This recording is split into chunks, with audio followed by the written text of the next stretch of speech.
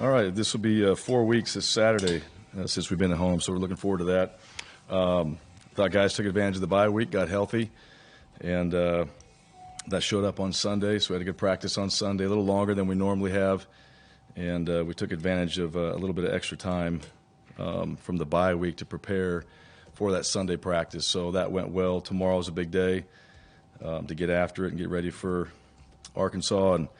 And just about Arkansas, a really good team, really well coached. Coach Pittman does a great job, and big win against BYU. So I think our guys, the energy, the enthusiasm, and then obviously the work we got to put in this week all need to come together to go out there and have a great game at 11 a.m. on Saturday. So with that, questions? Raise your hand on call in. Jason. Ryan, Jason, Auburn 247. Health-wise, after a bye week, yeah. How's your health-wise overall heading into this? I think we're good.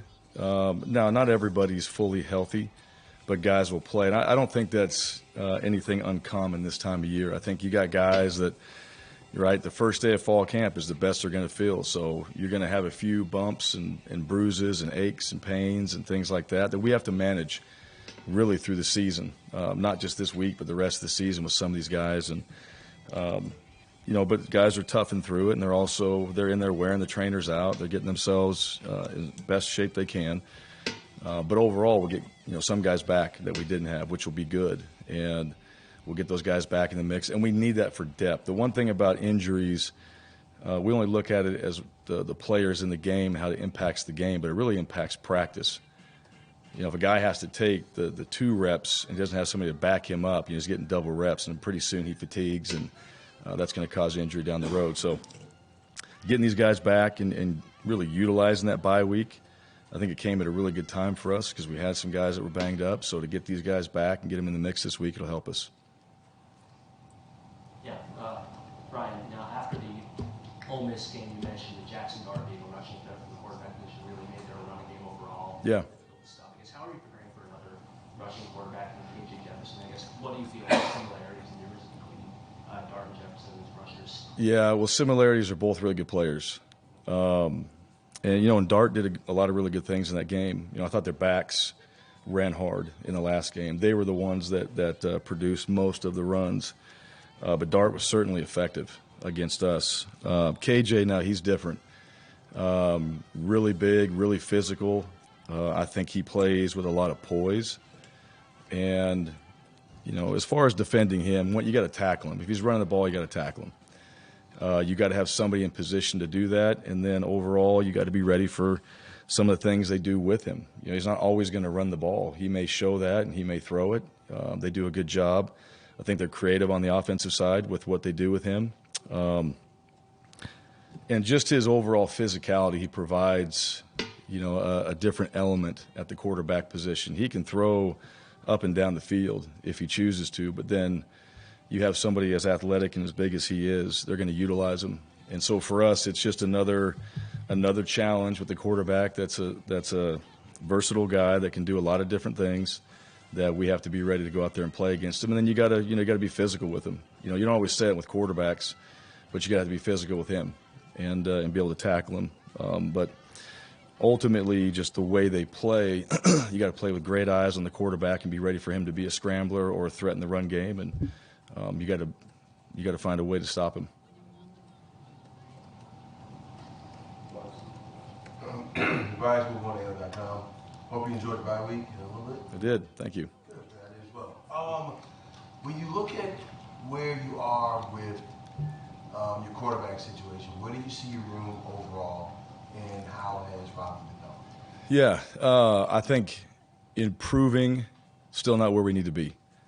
Right. So, and I think, the expectations in that room are really, really high. And I think those guys are working at it. I think they're taking the coaching as far as what they need to do to get better. I think they're taking it upon themselves to be better students of the game and really understand how to prepare yourself week in and week out to be ready to go out there and play against whatever opponent we're playing. The big thing in that room is we got to continue to build on some of the things that we're doing, and then we got to be better, obviously, at number one, taking care of the football. That's what it comes down to in a lot of ways. Overall, I think we're executing for the most part, all right, their assignments and what they need to do at that position, checking, all those things, operating the offense, making plays. Robbie's able to do that, and that's one thing Robbie can do. He can extend plays. He can make plays. He's doing a better job keeping his eyes down the field. He's also a threat in the run game.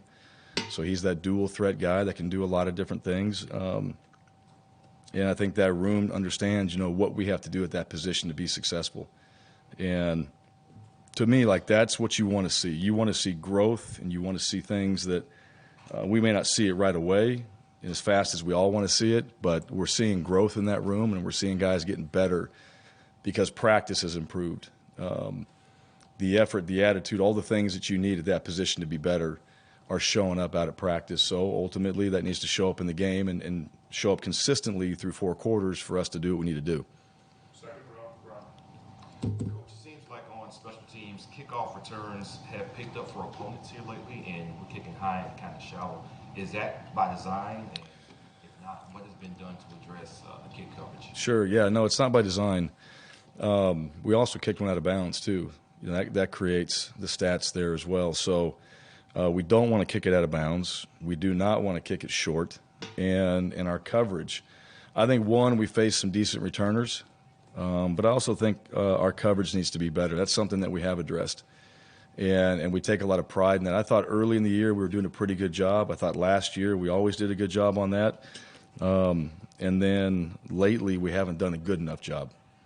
And so, whether that's, getting the right people in the right spots, we have to do that as coaches, get the right people and move them around, because you're trying to give your opponent some different looks as well.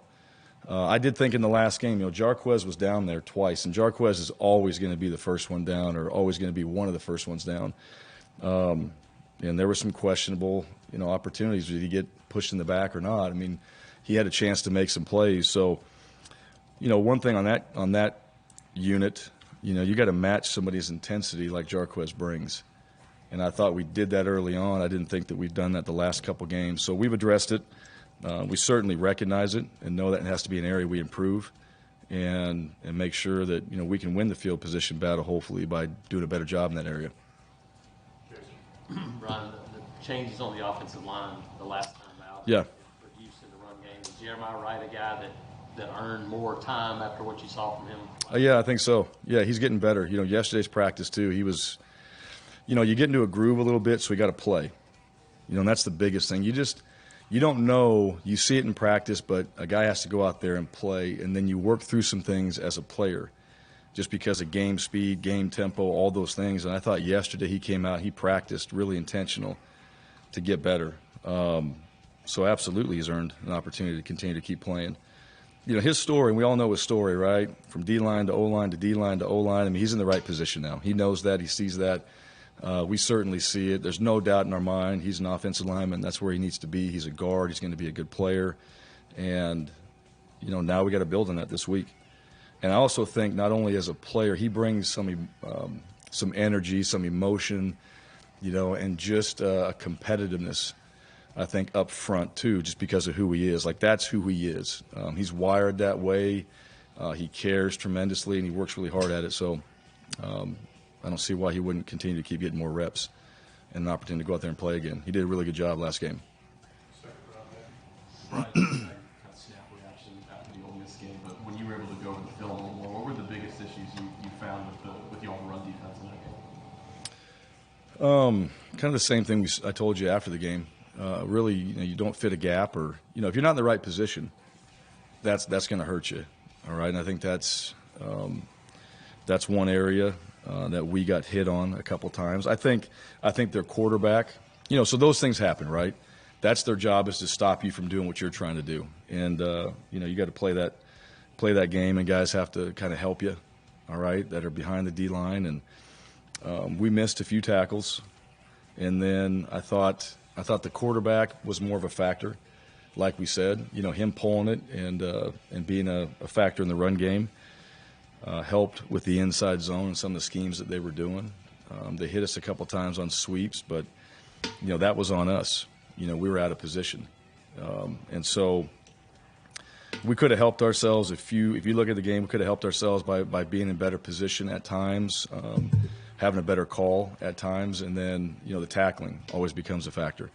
And I think every defensive coordinator and every defensive coach would say that in every game, right? You got to tackle, and their backs are good, right? They were hard to tackle. Those backs are really good players. They made it hard to tackle. I thought we did have guys in position, and they broke tackles. And so that's another area that, you go back to work. When you're playing against really good players, you got to bring, your very best, especially tackling in games like that when you got a couple guys that can run the ball like they did. So it's no different. We'll see the same thing this week against Arkansas. Arkansas's O-line is very good, the run game, and their quarterback, and then Sanders, those guys, they're really good players. So it wasn't much different. It's just now we were able to fine-tune it and really pinpoint some of those things, and it's stuff that's come up, in every single game that you just keep working on to get better, but you got to eliminate those explosives, which is what ultimately got us. Coach, how much potential do you guys have to get better in the final 5 games of the season? How much potential? Yeah. Yeah. Particular areas that Yeah. have the most potential to get better at? Yeah, I think we better. All right. And I know what you're asking. We have a lot of potential to get better. And that's the great thing, right? That's the motivating thing is when you come back in, you're disappointed, but you really start to dive into and you make it factual, like what happened. All right, it's all fixable, right? Those things are fixable. And when you don't have effort, one of the things that, when you don't have great effort, when guys quit or guys give up, that's a problem. All right, because that's bigger than a scheme, that's bigger than a coaching point, that's bigger than a drill you can do and all that. And you don't see that.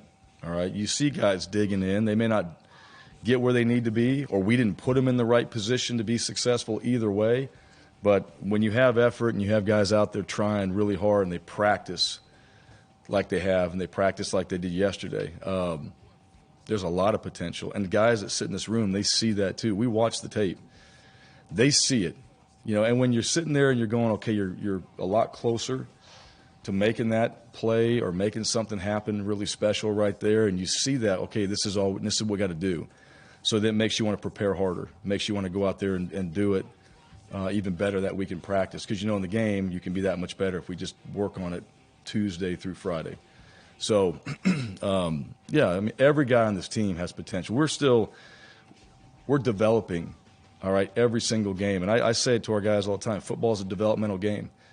All right, every single week you have to be getting better. There's no peaking, right? You're playing until the very last game, bowl game, championship game, whatever it is. You should be playing your best football. And as a football player, every game you play, you should be playing your best football. You're the most physical you've been. You're the smartest you've been. You had the reps, and the experience now is better than you've ever been. And if you're not thinking like that, you don't get to play this game very long. Some guys, this is it. All right, college will be the last time they ever put on shoulder pads and a helmet. So you want to be at your best every week and maximize it because you don't get to play this game very long in your life. So a lot of potential. To your point, to your question, we have a long ways to go, and we have a lot of potential to get there. Bryan, just want to check their reports, and Shaquille is off the roster. Yeah, that's true. Yeah, that was after the Georgia game. Yeah, he's no longer with us. And then just to follow up, as far as, are there anybody else that's out for the year or anything else? Yes, actually, Jordan Ingram is out. So he had a lateral meniscus tear in practice, which was kind of a fluke deal. It was really on a pass catching drill, just kind of landed on it wrong. So he had surgery. He's out. I think it's 3-4 months. So obviously that's season ending for him. Everybody else that I've told you before, that's been injured. Those guys they're injured still that are out, and other guys are just banged up.